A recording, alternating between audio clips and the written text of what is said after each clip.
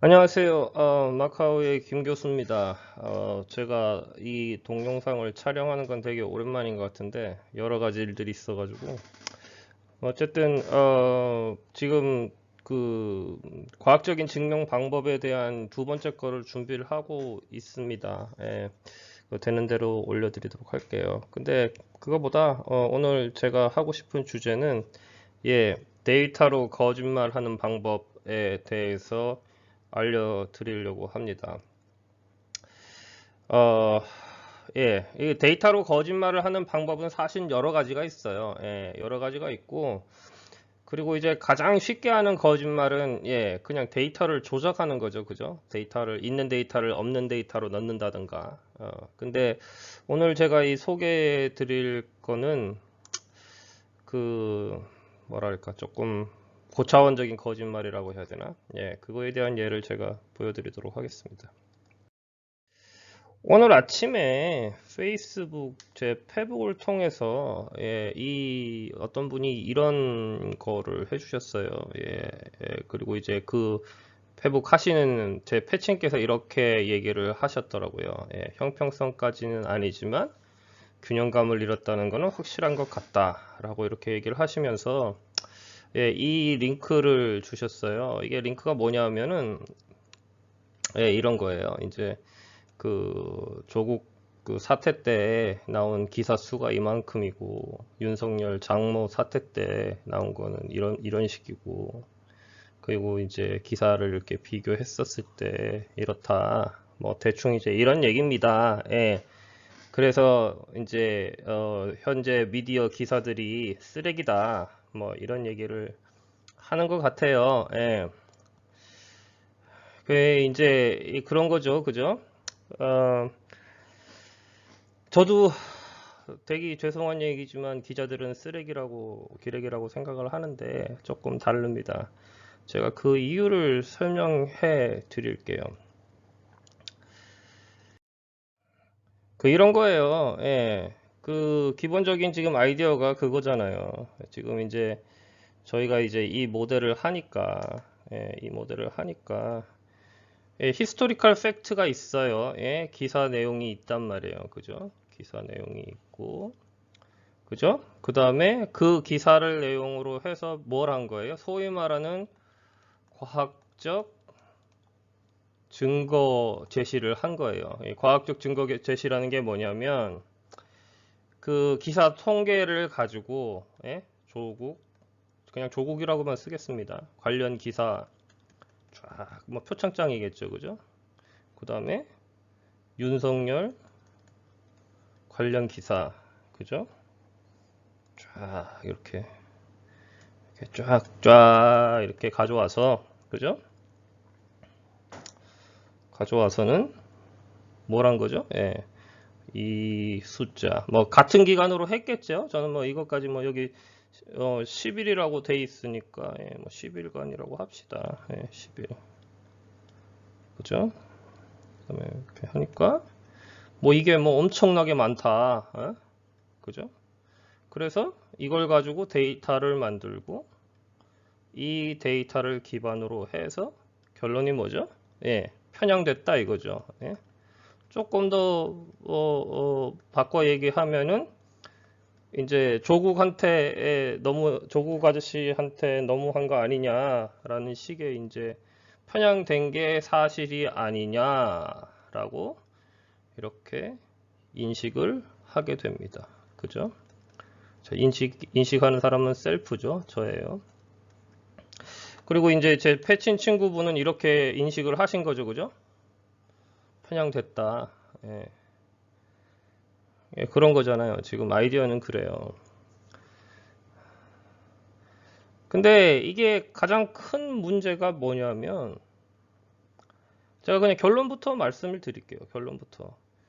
이게 이 상황이 확실하게 추루가 되려 그러면, 그죠?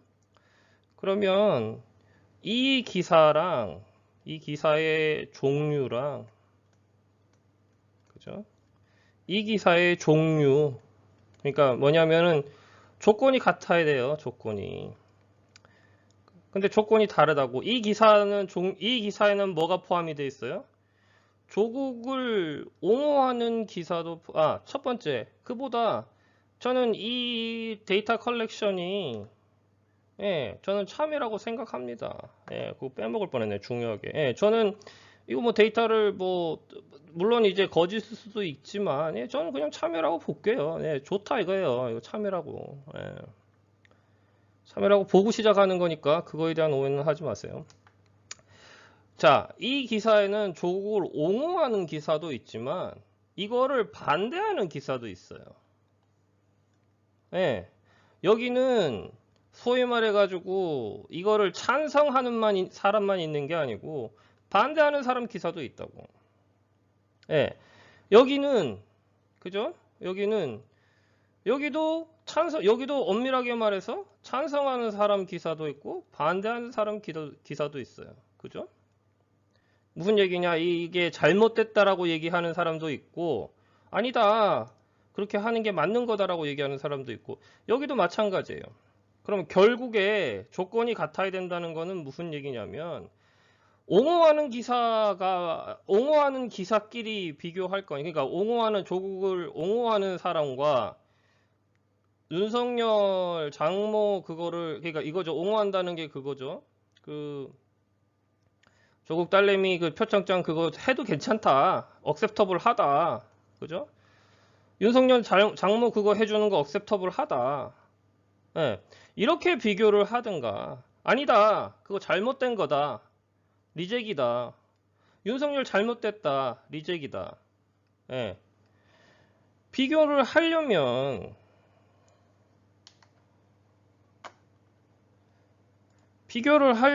이렇게 비교를 하든가 이렇게 비교를 해야 된단 말이에요.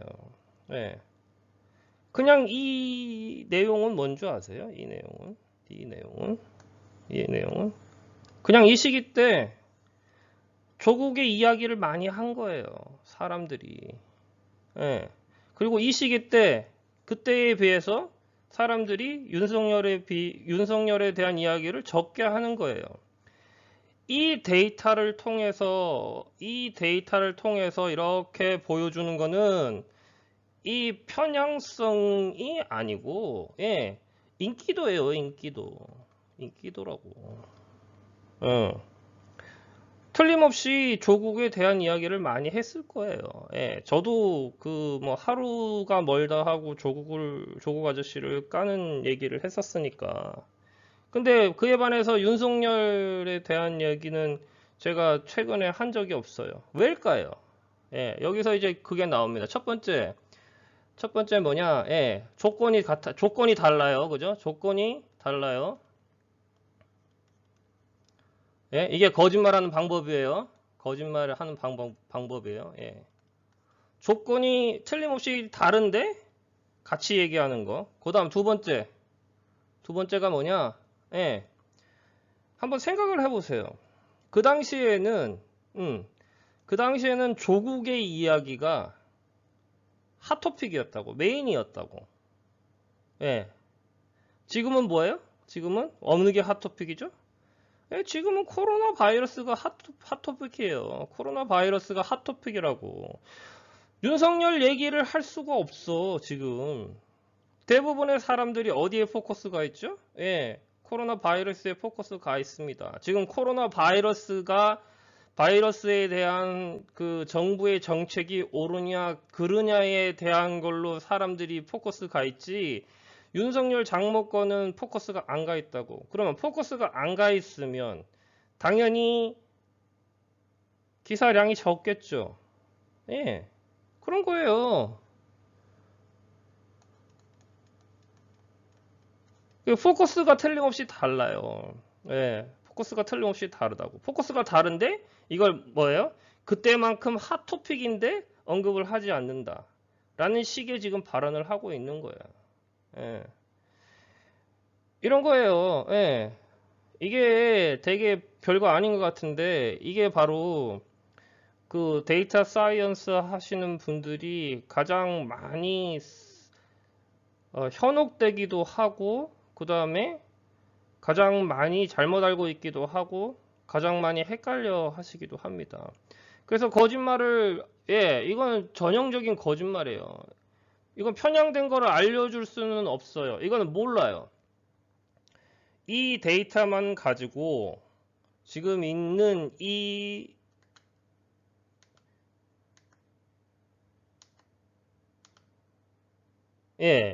데이터만을 가지고 이 기사가 균형감을 잃었다. 균형감을 잃었다. 라고 얘기할 수 있는 근거는 어디에도 없어요. 어디에도 없다고. 다만 물론 여진이 있죠. 이렇게 비교를 했는데도 그죠? 예를 들어서 이렇게 비교를 했는데도 이런 식의 그래프가 나왔다. 그러면 이제 한번 고려해 볼 만 하겠죠. 근데도 그거는 이제 요거는 돼요. 그죠? 근데 여전히 이게 남아 있어. 포커스의 문제는 여전히 남아 있다고. 그러니까 그거를 어떤 식으로든지 뭐 노멀라이제이션을 하든 리바이스를 하든 똑같은 잣대를 놓고 비교했을 때 또 이렇다. 오케이. 그럼 제가 억셉트 할게요.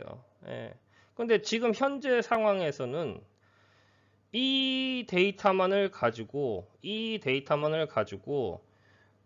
특정 인물에 대해서 편향된 보도를 한다는 근거는 어디에도 없습니다. 어디에도 없어요. 근데 참 아이러니하게도 그런 거예요. 이렇게 받아들이시는 분이 계세요. 이렇게 받아들이는 분이 계십니다. 이분이 참고로 데이터 쪽을 하시는 분이고 수학을 전공하신 분이에요. 제가 뭐 더 이상 누구라고 얘기는 못하겠고 저하고 친하기도 하기 때문에 괜히 또 그래서 근데 하여튼 상황은 이래요. 그리고 내가 이제 한마디 하고 싶은 게 이거예요. 지금 쓰신 이분 있죠? 이분도 기자야. 기자라고. 이게 단순히 그냥 이것만 있는 게 아니에요. 이것만 있는 게 아니에요. 얼마나 내가 참 이런 기사들이 너무 많이 나와서 답답합니다. 그리고 데이터 사이언스 하시는 분들 정말 잘 들으세요. 중요한 건 이 데이터를 어떻게 분석하느냐가 아니에요. 분석 툴은 요즘 원체 잘 나와 있어가지고 그냥 데이터 놓고 돌리면 돼. 돌리면 그냥 뭐 그래프 그냥 삐까뻔쩍하게 나오고, 뭐 시뮬레이션 나오고 다 돼요. 문제는 이거라고. 히스토리컬 팩트를